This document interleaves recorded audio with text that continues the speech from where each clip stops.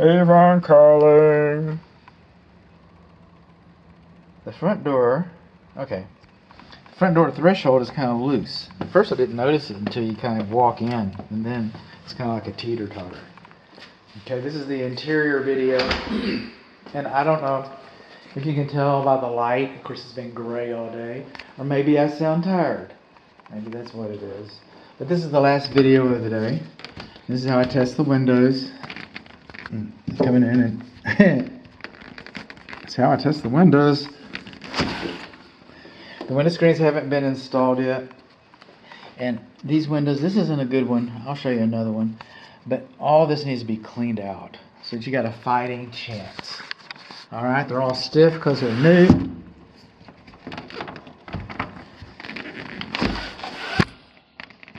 Yeah.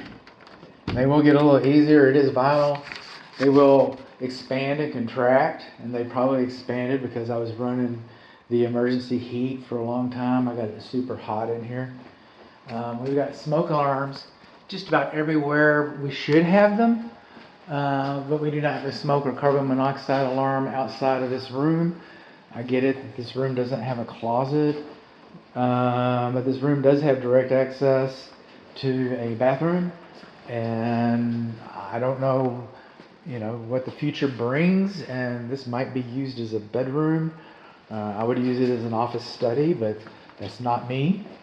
So that's something to think about having a smoke and carbon monoxide alarm. That is just a smoke alarm, and we don't have one on the outside of the door.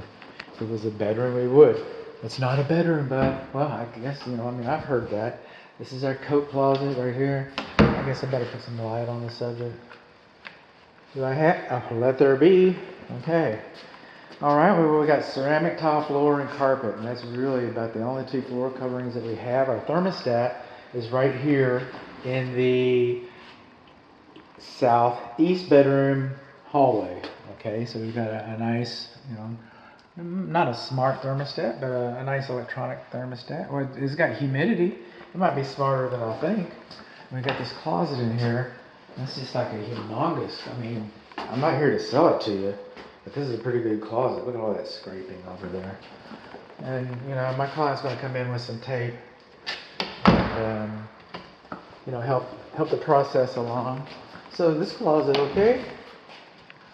Well, we're expecting a closet rod in here, okay? Because this would be your coat closet when people come to visit you, right?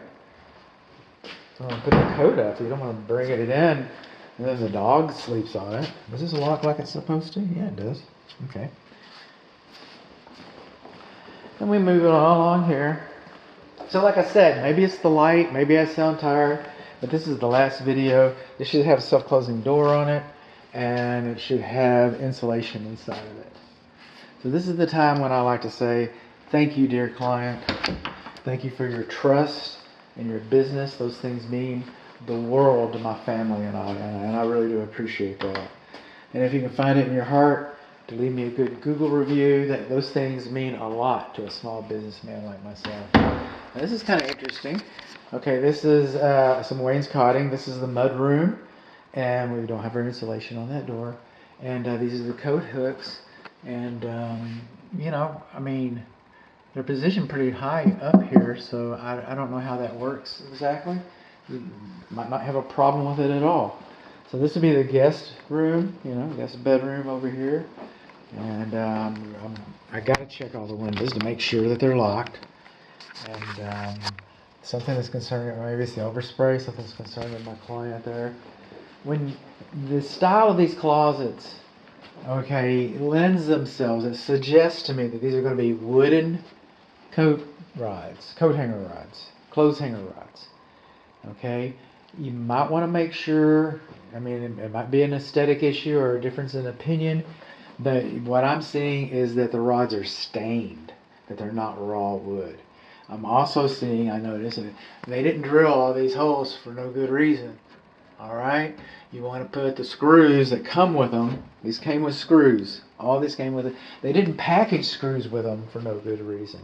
When you screw the rods in there, they don't spin. You have more control over your clothes. You're in a hurry. You got to get out the door. You got to get to church in time. And you're sitting there trying to pull your you wrap off the hanger, and then the whole thing falls, and then you're late to the bingo parlor, or you're late, or you gotta that you gotta come home and redo your whole closet. So those screws, And by the way, I work alongside an architect sometimes, and we do together. I mean, she does them, but they're a company. But they do rent-controlled apartment complexes new, and they do a really good job. Those are really nice apartments. So I don't want to, knock anybody for that. But they put the screws in rent-controlled apartments. Is what I'm saying. And this home is not a rent-controlled apartment. This is a nice house. Not that those others aren't, but this is an especially nice house. So you want those screws. So you're coming on along. And again, the rise. This is the primary bedroom suite, closet. This is kind of an interesting layout.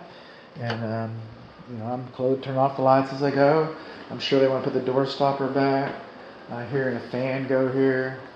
Turn this down. But I got all the cabinets open.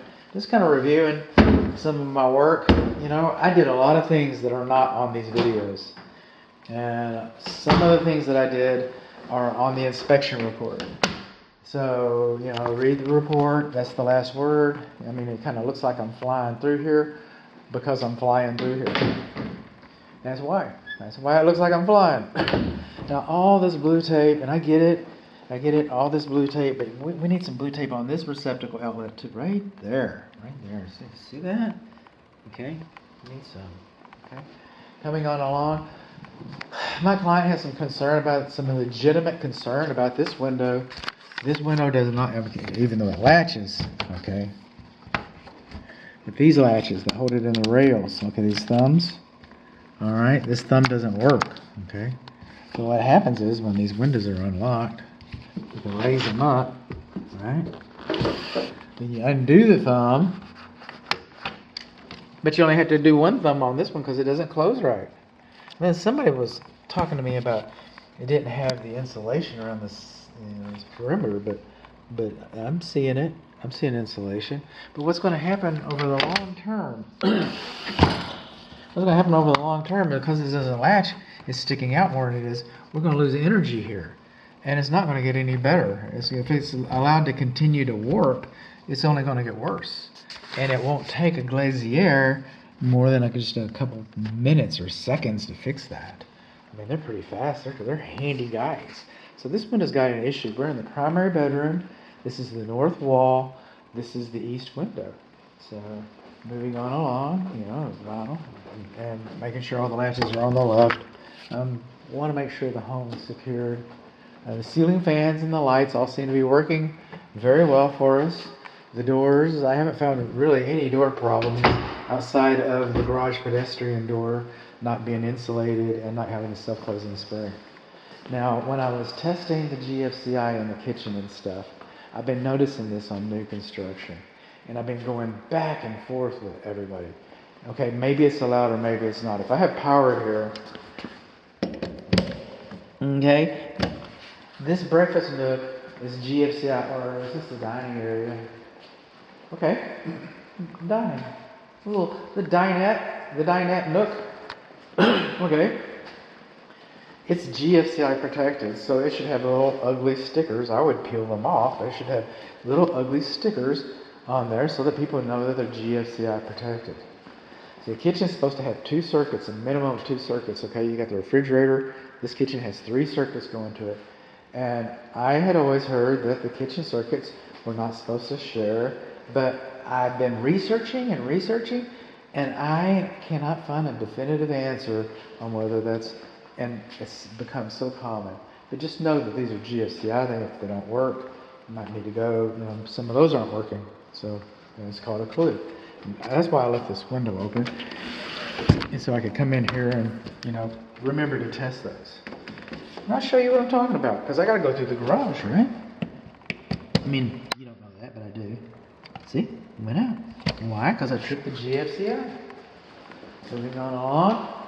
We have insulation on this door. We don't have insulation on the other doors. Yep. It's just that garage one for now. And we leave the screens off to keep them from being boogered up. Got a little bit of cracking right over here on the patio. And, I don't think that's much anything to worry about. The builder's going to say concrete gets hard and cracks. And I'm going to bake in some, this isn't the first time I've had this conversation. I might use the video from yesterday's garage. Okay, but it's the same principle. And you've got a little bit of cracks in the garage too. Now, as a home inspector by the Texas Real Estate Commission, I'm required to render an opinion about the foundation. Okay, that's a requirement of mine, and that's something that my clients look forward to and expect. But that does not in any way make me an engineer, and I would never dissuade my client from seeking perfection and hiring an engineer, if only to get your comfort level, because comfort level is worth something. Okay, I use engineering equipment, but I do not calculate slope. Okay, specs, I don't do specs, I have guidelines. And the guidelines are no more than 1 inch of floor height elevation differential within 25 feet. That's FHA. It's good enough for FHA. It's good enough for me. And the other one, from the manufacturer of my equipment that I bought to measure this thing, my engineering equipment, they give a rough example to help blue-collar schmucks like myself to work with this equipment alongside of engineers. And that guideline is no more than 2 inches of floor height elevation differential overall. And I'm getting, and of course I didn't measure every single spot, but I'm getting about 1 inch overall. That's a lot longer than 25 feet. So by both of my guidelines, it doesn't mean the foundation is stable. It doesn't mean I'm an engineer, and I'm certainly not promising you anything. But today, this foundation is relatively level. And to me, it looks like it's performing as it should, especially if you get the swamps taken care of on both sides of the structure. Man, you don't get your drainage taken care of. Okay, you don't get that taken care of, and all bets are off. All bets are off. And like I said, I've already said thank you very much for your trust in your business and the Google review. But for the other folks, for the rest of my followers, all right, right over here is a like button. And if you're not a follower and you have insomnia, as I'm heard that my voice puts people to sleep. Maybe it's my words, I don't know. Maybe it's my soothing, midnight DJ voice. But over here is subscribe, like and subscribe. And comments are welcome. Comments are welcome. If I don't like them, I won't let them show up. I have control over them, but yeah, they're welcome. This is the second bedroom. We would call this even the north bedroom. But this window frame is all boogered up here. The vinyl is distorted, and see, all this trash needs to come out. All this trash needs to come out. And this one's boogered up. This looks like a second. It's just not in a good and workmanlike manner. So if they can make that look nicer, my recommendation is to make it look nicer. All right? To rip out this whole window for the one blemish, I mean, it might drive, it would drive my wife nuts. We would be making that look nicer. But these windows are flashed when they're installed. They put, a poly flashing in around them to make them waterproof. This is a fenestration. That's French for a hole in your wall. And we don't want the windows to leak. And if you take these windows out, because we replace windows all the time, old houses, old windows, my windows need to be replaced. But if we can prevent molesting this in the time being in the interim, so we can maintain the integrity of what flashing and what weatherproofing we have, that might be an ideal solution. But it might be unavoidable. It's I'm just letting you know what options are and the whys and the what fors.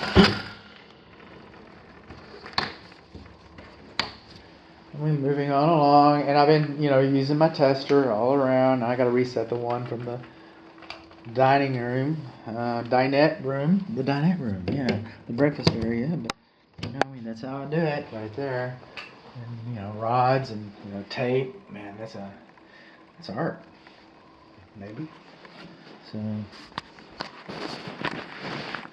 Getting abandonment issues. What? Wait a minute. Okay, you're good. All the ceiling fans are working pretty good. We've got, you don't know this yet, but we've got interior plumbing videos, we've got appliance videos, we've got, you know, a lot of different ceiling videos.